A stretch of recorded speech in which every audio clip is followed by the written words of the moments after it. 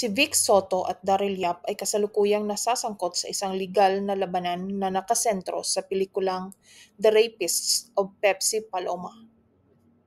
Si Vic Soto ay nagsampa ng petisyon para sa writ of habeas data laban kay Daryl Yap. Ang legal na remedyo na ito ay ginagamit upang protektahan ang karapatan ng isang individual sa privacy sa buhay, kalayaan o seguridad laban sa mga labag sa batas na gawain o pagkukulang ng isang opisyal ng gobyerno o pribadong entidad. Si Soto ay nagsampa rin ng 19 na bilang ng cyber libel laban kay Yap na humihingi ng danyos na nagkakahalaga ng 35 million pesos. Ang mga reklamo na ito ay nagmula sa teaser ng pelikula na di umano'y nanira kay Soto sa pamamagitan ng pag-uugnay sa kanya sa pang-aabuso kay Pepsi Paloma.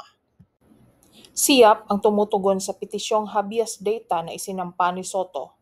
Naglabas ng isang gag order ang korte na nagbabawal sa parehong partido na magbahagi ng impormasyon tungkol sa kasalukuyang kaso.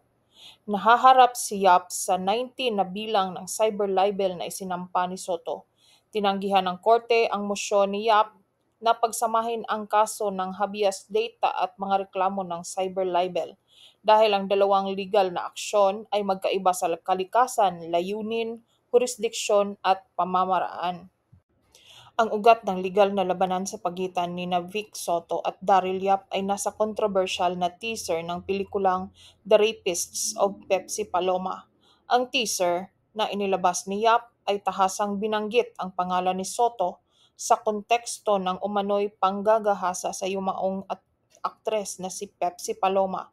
Ito ay nagdulot ng malaking backlash at nag-udyok kay Soto na maghain ng petisyon para sa writ of habeas data at 19 na bilang ng cyber libel laban kay Yap.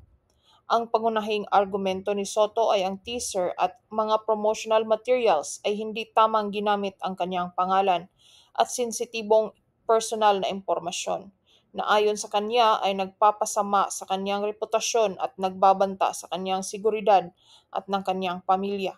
Si Yap naman ay nanindigan na ang pelikula ay isang parangal kay Pepsi Paloma at ang nilalaman nito ay batay sa mga makasaysayang katotohanan. In the Philippines, cyber libel is a serious offense governed by the Cybercrime Prevention Act of 2012 or the Republic Act 10175. The penalties for cyber libel are more severe than those for traditional libel. If found guilty, the accused can face imprisonment ranging from 6 months and 1 day to 6 years, depending on the court's discretion. Additionally, the court may impose a fine. The key elements to establish cyber libel include defamatory imputation, publication, identifiable victim, and malice. If Soto can prove that the teaser and promotional materials defamed him and were published with malice, Yap could face these legal consequences.